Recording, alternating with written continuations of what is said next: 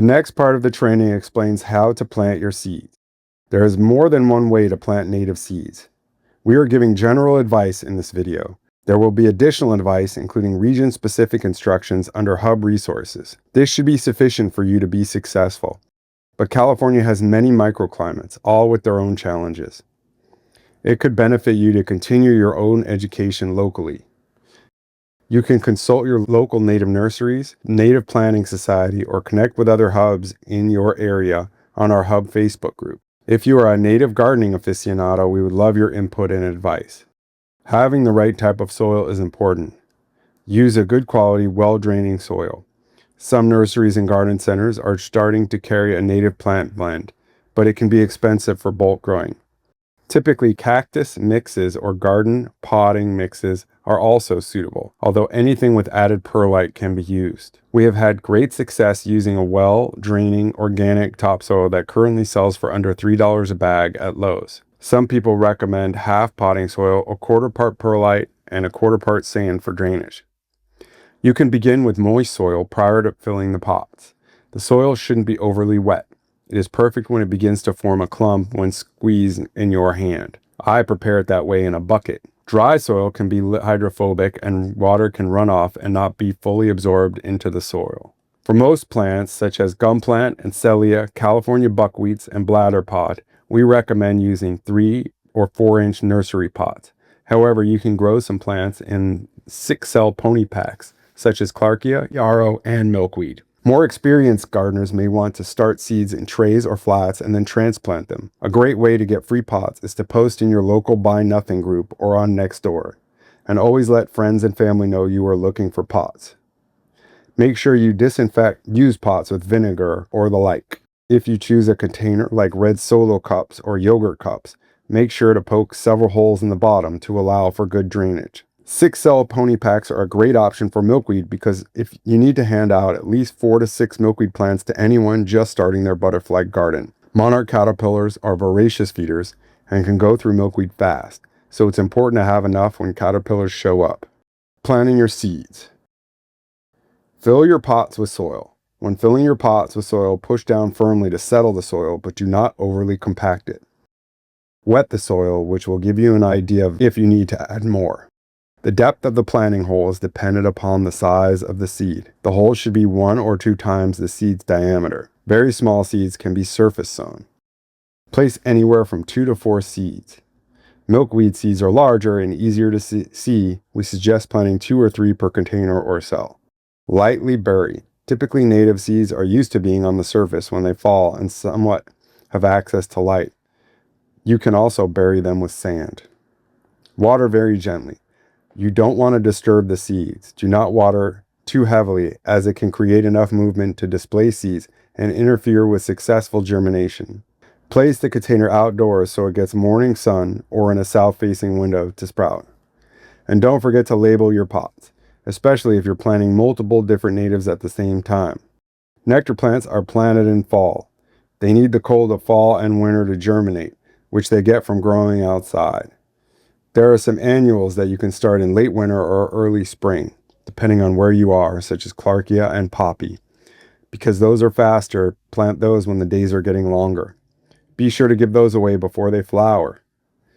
There are always timing exceptions. For instance, in the Central Coast, plant buckwheat in February so the dampness of winter doesn't rot the seeds in the pots. It's important to check the planting charts and tips under Hub Resources for your regional advice. Strategies for planting nectar plants can vary based on the region. In the colder regions, such as the Northeast and Sierras, you'll want to protect your seeds from weather. You can use a plastic dome or even something like a Starbucks cup with a dome on it. Saran wrap with holes or screen material, anything you have handy. Make sure it has holes for aeration or it will get mold. When do you plant your seeds? Where you live is going to determine when you can plant your milkweed seeds. Milkweed needs heat to germinate. Plant when temperatures are consistently warm. That might be earlier for inland areas and later for some coastal regions.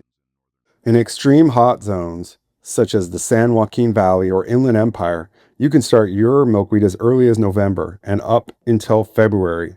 You plant earlier because you need to give them away so they can be transplanted 6 to 8 weeks before temperatures reach 100 degrees on a daily basis, or they are going to get fried. If you miss the window and it's too hot, you can keep your plants through summer in shade and hand them out in fall. In all other areas of California, plant milkweed when temperatures are consistently at 75 degrees, generally in spring and summer. Milkweed seeds tend to germinate in 7 to 10 days with consistently warm daytime temperatures. As for growing them, there can be a sweet spot, not too cold and not too hot. You will want to pay attention to things like radiant heat in the area you are growing. Remember that heat can reflect off bricks, concrete, rocks, and your home. It can help to have a thermometer in the area you are growing in. You can grow the plants in full sun unless it is too hot during certain times of the year. I use a shade cloth because one of the main areas I grow in gets too hot. You can also move them under shade during the hottest parts of the day. Milkweed plants should be given away when they reach about the size you see here on the screen. Water your plants carefully so you do not disturb the seeds or push them out. My partner Chelsea waters with the mist setting on the watering nozzle or a watering wand.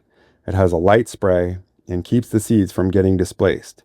Once the seeds have sprouted, she switches over to shower setting on the nozzle. She usually uses the weight of the pot to determine if plant needs water. If it feels heavy, she skips watering. If it feels light, she waters. As for watering nectar plants, they should be moist at all times, but do not oversaturate. In cold areas, you may barely need to water, whereas in warmer regions, you'll have to water more often. If water is pooling for a long time down the road, at the top when watering, soil is not draining properly. Add more perlite or sand to the mix. If your plants become hydrophobic, you can dunk it in a bucket of water to saturate it. After milkweed seeds are sown, give the pot a good soak gently and make sure to wet the medium entirely. Place your container outdoors in full sun. Allow the surface to dry down before watering again, but keep in mind that your seeds are on the top inch of soil, which needs to stay moist. Frequency will vary depending on the temperature. Sometimes it will be every 2 to 3 days, but it can be less or more, even every day depending on temps. Once the seeds have emerged, they will begin to drink up more water and watering will become more frequent, particularly after the plant starts putting on growth and begins to fill the pot with roots. If multiple individuals germinate in your pot, you can thin them or leave them clustered. Seedlings don't seem to mind growing in pairs. Shallow pots will dry out faster, while deeper pots will retain more water. Take that into consideration, especially if you are in hotter zones. Water less when it's cold and or humid, water more when it's hot and dry. Many regions of California experience extreme weather. Please protect your hard work accordingly. During summer heat waves and in areas where temperatures are typically over 90 degrees, such as the desert and Central Valley regions, prepare to water more frequently on very hot days. Move plants into shaded areas when the sun is strongest. If you live in an area that experiences high winds, group seedlings in trays or boxes and place them on the downwind side of your home or building to help protect them. Wind can blow pots around, scatter soil, and even blow your seeds out. If you get snails or critters, use a mesh screen or elevate your pots. Make sure to label your pots clearly. It's very easy to get confused and mix up your plants. If you want your milkweed to be ready earlier, you can start your seeds indoor on heating pads and a south-facing window with grow lights or a mini greenhouse. This can allow you to have your milkweed ready earlier in the season. Here's a helpful anecdote about growing milkweed. Jonah Henderson of Santa Clarita had many 90+ degree days. She had been growing milkweed on a patio table with an umbrella. Accidentally, the milkweed grew with the right half in the shade while the left half grew in part sun. She watered daily with the goal of keeping the soil from drying out in the hot weather. Her verdict is that although online sources say grow in full sun, the seedlings are too delicate and need shade if you have high temperatures. As you can see, the shade group is larger and fewer of them shriveled in the heat. Please check dormancy, purity, and germination rates if they are available under Hub Resources. Some are not. For instance, gum plant purity is 58%, which means only 58% of the mix is actually seed. The germination rate is 52%, which means only 52% of that will germinate. Do the math, and only about 25% of the mix will germinate. Therefore, you must increase the number of seeds you plant. The next tip is important. Our consultant Ada Rubin of Arboretum and Native Plant Nursery says people are in denial about this and must be shaken. Nectar plants in pots for many months need plant food. We recommend organic fertilizer because it's gentle. Use half the dosage listed in the directions. For example, if the directions say 1 teaspoon per gallon of water, use 1 teaspoon per 2 gallons instead. She buys whatever she can get cheap on clearance in the fall. If after the seed germinates, growth stagnates, it needs plant food. Cold and lack of nutrients are the two main causes of stunted growth. Potting soil has plenty of nutrients, but those nutrients will be depleted and washed away with watering over time. Don't start applying plant food until germination has occurred and stunting is apparent. Some of the seeds need pre-treatment. Contrary to popular belief, narrowleaf and showy milkweed need no cold stratification. Some people soak milkweed overnight and then keep it moist in paper towels for a few days before planting. Before planting, soak lupin overnight or scratch it on a sandpaper-like surface. You can also soak bladder pot overnight, but it's not required. All pre-treatment advice is on the planting chart under Hub Resources. Native gardening can be unpredictable. Many of our hubs have some failures, especially in the beginning, and even experienced gardeners have issues. Over time, you'll get better. It's okay to fail. It's part of the process. Don't be hard on yourself. Always post questions on the Hub Resource Facebook group so you can improve your knowledge over time. Also, a reminder, this is just general advice. We have more complete guidance and growing tips under Hub Resources. Here is an example of a great milkweed growing tip. This is a milkweed plant that was given to a recipient from a hub. The recipient figured out that if you put a plastic bottle over a germinated milkweed plant, it speeds up the growth process. In addition to speeding up the growth of the seedlings, the bottle also prevents monarch butterflies from laying eggs on them. Small seedlings are not yet large enough to provide enough food for hungry caterpillars.